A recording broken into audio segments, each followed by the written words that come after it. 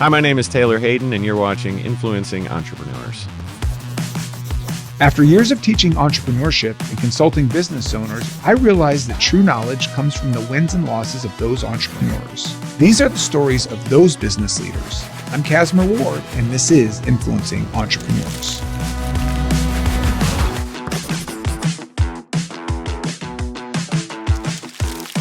We're here today with Taylor-Hayden, the owner and founder of Blackstone Shooting Sports. Your career started off as an attorney, but let's learn how that career path led into your journey to entrepreneurship.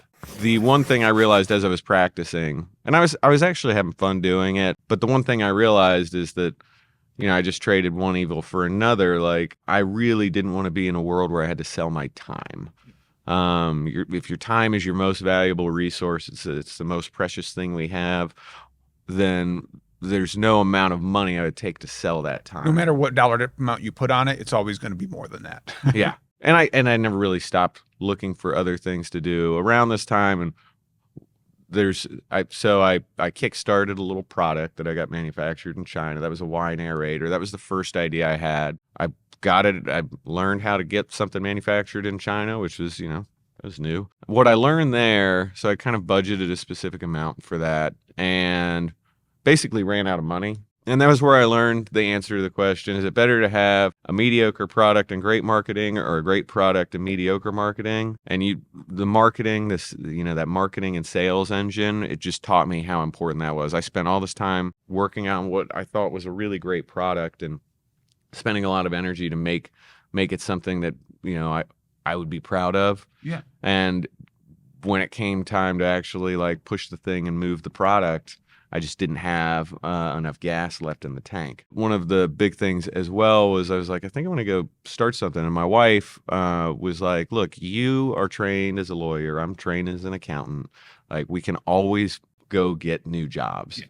And now is the time to go do something different. So I'm sitting there practicing law again. I'm like, that's all well and good, but I can always go get another law job. That's kind of funny now because one of the little slogans in that entrepreneur group we're in is unhireable. And I agree with you. I'm at a point, I don't think I could get a job anywhere. I don't think anybody would hire me because they'd be like, okay, and so you definitely would listen to us and do the things we wanted you to do. I'd be like, no, I would do entirely my own thing.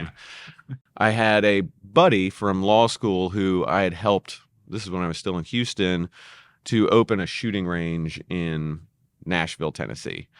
And I had done their operating agreement and negotiated their bank stuff. So I saw the steps. And then as I was sitting here trying to figure out what I wanted to do, I went and visited a ton of franchise opportunities. And I even had one that I was pretty close on. That one was pretty funny, actually. It was a high-end men's hair care place. Saw his original location, got lunch, everything was going great. I was like, I think I might do this.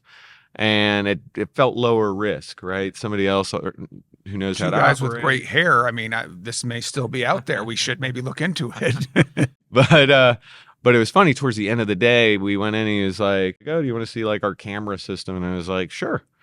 And we're in his office and he's showing me all the different locations around the country. And he's watching. He's like, well, that guy shouldn't be doing that. And that guy shouldn't be doing that. I'm going to call him about that. And all of a sudden I realized that in a franchise is just like having a boss that you pay. I feel the weight of that already. Just, being on camera, watching performance. Yeah. And so I was like, I am not a person who is great at having a boss. I don't need a boss who's not really my boss, but who controls my entire intellectual property structure. So that was when I stopped looking at franchises.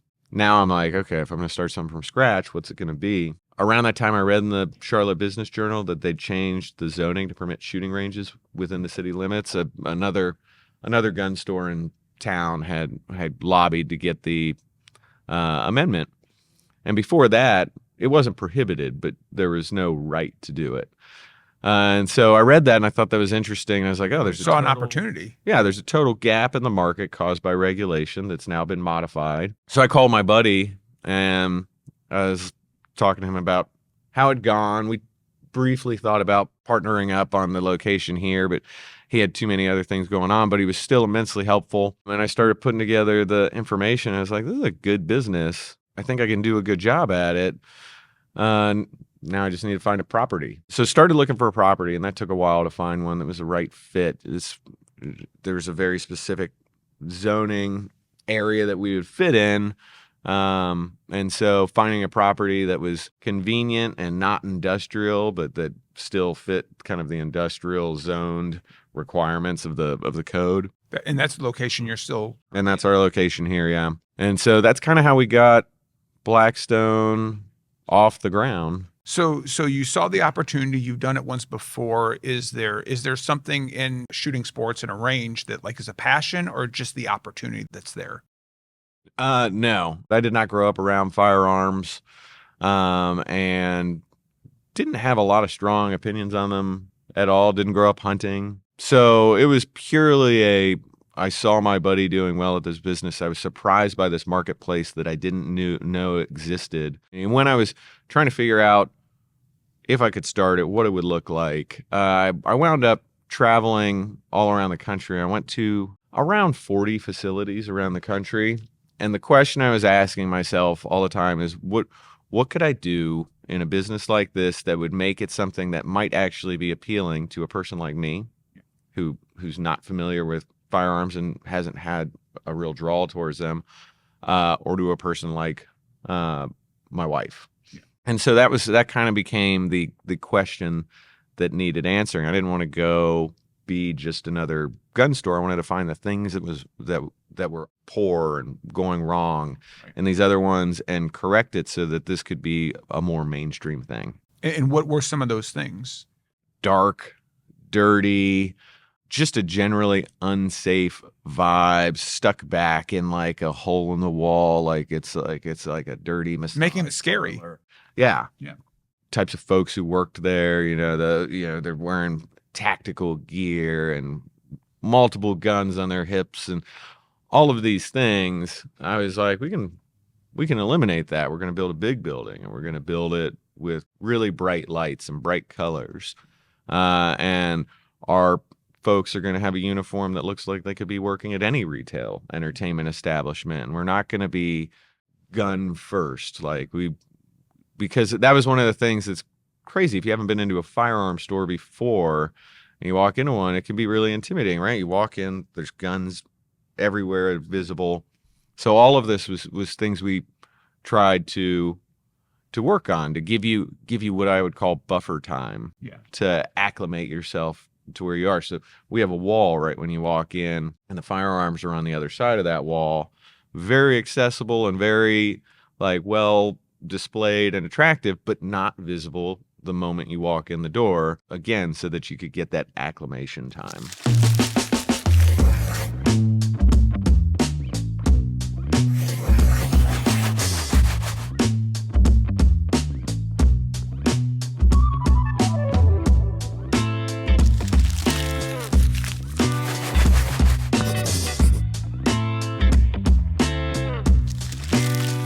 So not growing up as a gun enthusiast and going into something that there's always political debate on it. And of course there's two extremes and there's the middle, and with your background as an attorney, how do you approach that going in? Does it create some apprehension, or is there some preparedness you do beforehand? So while you're making it a much safer environment, the outside perception or maybe even conversation that you might have to have from there.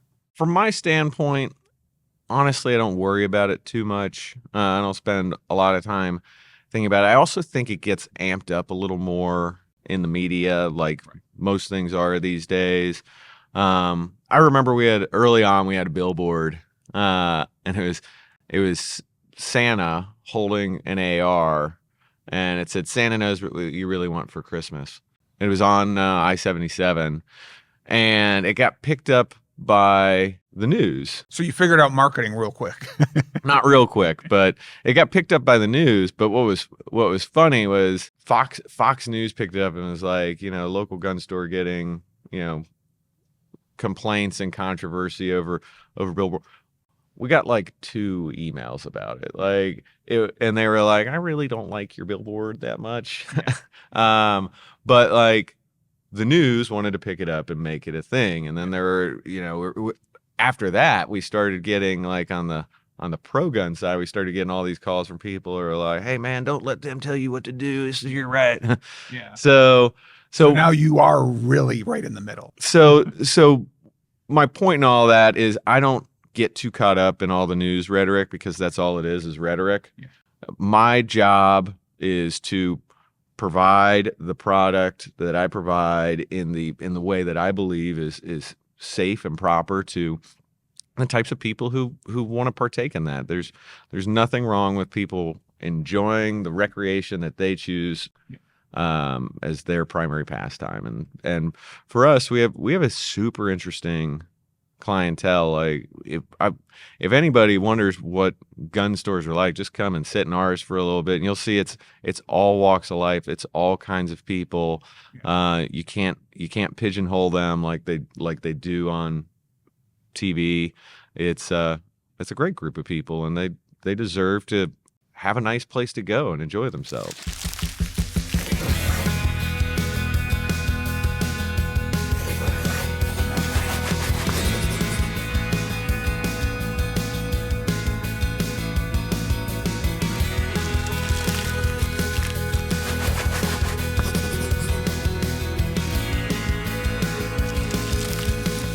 What is the one thing that is very similar to running a law practice to running Blackstone that kind of was transferable? Or something you learned running your law practice that was like, ooh, that was the skill I needed that has helped with Blackstone? 2 totally different types of businesses. Honestly, not much. I guess the thing that is what in strategic coach parlance you call unique ability. My unique ability is the ability to take complicated things and break them down into easier to understand chunks or simple individual systems. So like I'm kind of the master of our data stack at Blackstone, and I like getting in there and parsing through it to find useful information for my guys that can help them make decisions about the operational things we want to do. Taking the complex and making it simple, that's very much something I learned being a lawyer. But beyond that, a lot of things I had to unlearn. The 80-20 rule, 80% is good enough. If you're 80% sure something's going to work, just go ahead and do it. Yeah. That is not a lawyer mentality. Yeah. Oh no, you need 100%. Oh, you must eliminate all risk. Yes. Yeah, amusingly, I've actually probably had to unlearn more things. And the one thing I'll say on marketing, it's not esoteric. It's not hard. Entrepreneurs are scared of it. They think that somebody has to go to school to learn how to market. You are your own target market. Like if you just think in the world like that, like what would appeal to me? What's the kind of messaging or avenues of connection that would work with me? You're starting a path towards marketing. You're the best teller of your own story. And so I think it's imperative that small businesses take ownership of their marketing and understand that it's not this dark space that they can't possibly understand. It's of all of the facets of the business, it's probably the simplest. Yeah. And you just got to roll up your sleeves and get uncomfortable with it. Yeah. All right. Well, I think no better a statement to end on than that. I really appreciate your time, and thank you for coming to talk today. Thanks, Cass. Thanks for watching. To watch more episodes of Influencing Entrepreneurs, be sure to subscribe on YouTube at Nexagy Education.